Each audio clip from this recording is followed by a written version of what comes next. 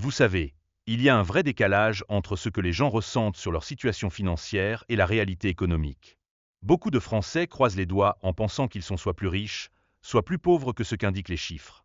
C'est fou, non?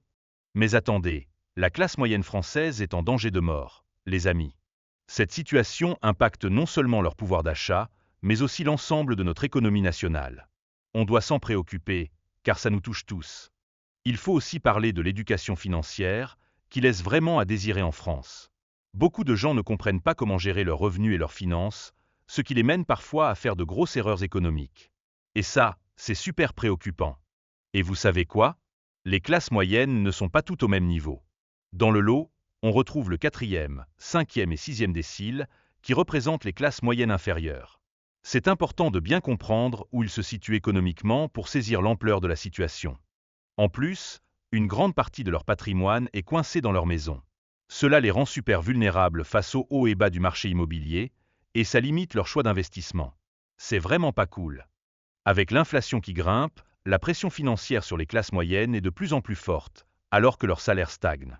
On ressent un sentiment d'insécurité économique, et là, c'est pas seulement une question d'argent, c'est un vrai stress de tous les jours. Et c'est pas tout. La stagnation des salaires, couplée à la hausse des prix, complique vraiment la vie des classes moyennes, qui voient leur pouvoir d'achat diminuer. C'est comme une vague qui emporte tout sur son passage. Et pour couronner le tout, ces mêmes classes moyennes doivent supporter des impôts écrasantes, tandis que les riches continuent de bénéficier de cadeaux fiscaux. Ça crée un fossé immense entre les différentes classes sociales. On ne peut pas laisser ça passer. Pour éviter de tomber dans la spirale du déclassement, il est recommandé de diversifier ses actifs et d'investir dans des valeurs refuges, comme l'or ou des obligations qui suivent l'inflation. C'est comme un bouclier contre les tempêtes économiques. Et parlons de la stratégie DCA, qui veut dire Dollar Cost Average. C'est une super idée d'investir chaque mois une petite somme fixe, ça aide à gérer les fluctuations du marché. Une manière intelligente de rester dans la course. Investir dans des entreprises qui déchirent et qui sont diversifiées, comme le SP500 ou le Dow Jones, c'est essentiel pour garantir des rendements au fil du temps. Ça donne vraiment un coup de pouce pour l'avenir.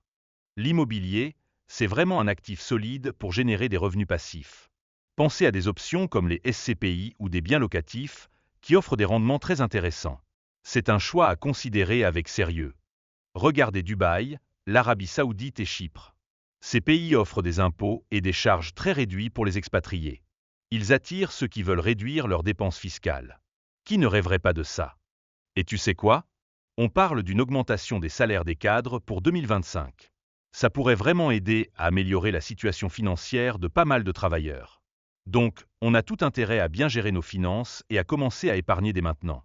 Enfin, télécharger un guide gratuit sur les ETF pourrait être la clé pour optimiser ses investissements.